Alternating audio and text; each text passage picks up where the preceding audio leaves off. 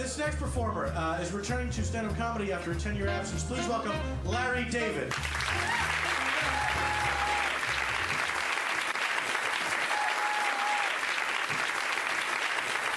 Thank you, thank you. I think I'm going to do very well tonight. I really do. I'm feeling just unbelievably confident. Well, that was a bad start. It was a bad start. A really stupid start. I don't know why I did that. You'll see.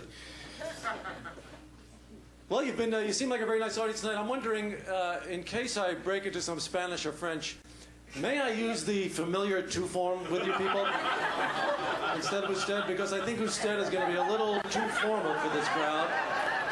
I feel already I've established the kind of rapport that I can jump into the two form with you. That quickly. I'm taking a two liberty with you. I'm going to use the two form, and that's it. You can't talk me out of it. You know, Caesar used the two form with Brutus even after Brutus stabbed him. He said et tu Brute, and I think that's a little too informal when someone's trying to assassinate you. I think at that point, perhaps instead, he would have been better off. But that's Caesar. That's crazy, wacky, mixed up Julius Caesar. He has a tremendous conviction about what he thinks is funny, and at the same time, he'll just crush like an egg, like an empty shell. It must have been very, very stressful to have grown up living next door to Jonas Salk's mother, I would imagine. You know, you got this woman, and you know, every day, same thing.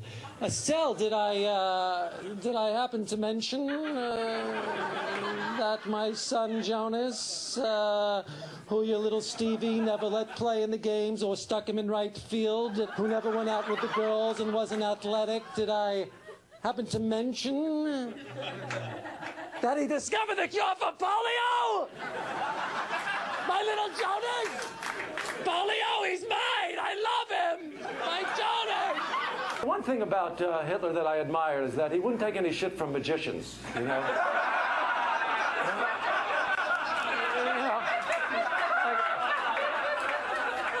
Hitler was a big fan of magic, and Hitler would go to he'd go to a magic club, and he'd watch the show, and afterwards he'd go backstage to talk to the magician. He'd go, it was a wonderful show, and I was just wondering, I was talking to my friend, where's the rabbit? I'm sorry, mein Führer. I'm really glad you enjoyed it, but we're really not allowed to tell about the secrets. You know, they're tricks. We're not allowed. Yes, I understand you're not allowed to tell, but just tell me, where's the rabbit? Mein Führer, it's a union thing. We just, where is the rabbit? You will tell me where the rabbit is now! The closest I ever came to death is when I masturbated with 104-degree temperature.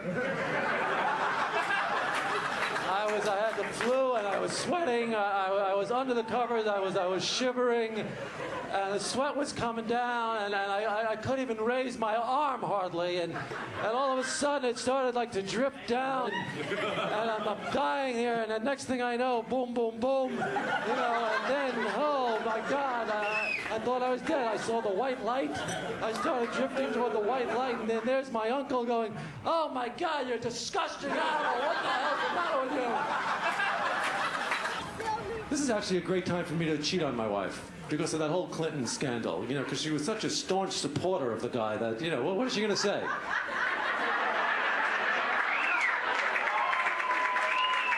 I could do whatever I want. Come on.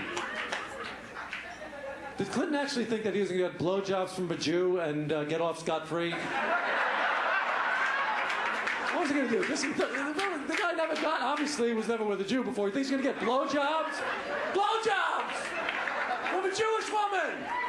And that's going to be the end of it? No consequences? What, is he crazy?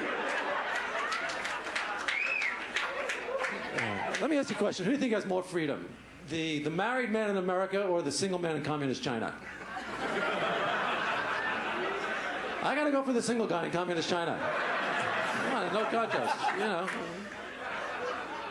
I mean, I'm a married guy in America. I can leave the country, but I can't leave my house, you know. they can leave the house, but they can't leave the country. I'll go for that. I like that better. I'm not going to Europe. Where the hell am I going? It's a good thing they didn't have answering machines when they were trying to form posses, you know? Because everybody would be screening. You know what I mean? Larry, this is Sheriff Robbins calling. We're getting a posse together this afternoon around 2:30. We're going to meet by the old Red Barn. Geez, we sure appreciate it if you can. We sure appreciate it if you can make this posse. So we're kind of short on guys, and we only got about 3 or 4 guys, and shit, we can really use you. You know, we're going to be going after the Fontanado gang and some tough motherfuckers, boy. And you better bring some warm clothing. It's going to be cold out there. It's colder and shit out there, and we're gonna be gone about maybe about 6-7 days. So you know, stock up and that Fontanado gang. I got to tell you once again, they're tough. So I sure hope you can make it, and I hope to see you out there. Then you 2 weeks later, you run into the sheriff in the town. Sheriff! Oh my God! What happened? I got home at 3 o'clock. I just missed your message. How'd the posse go? Did it go okay?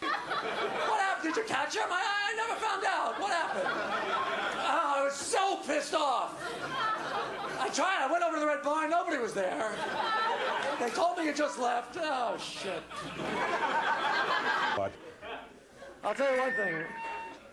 If I was ever in a situation like that, and the day ever came where I couldn't wipe myself, that's when I call Kevorkian. Come on down, Jack. You know, I need your help. If I'm checking out, bring the injection. And,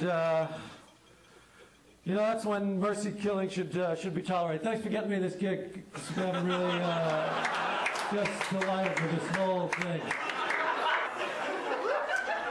I think we've come to the end of the line here. I know, it's very disappointing to all of you. And me too. But, you know, this is what happens when you run out of nothing. Thank you very much. Good night.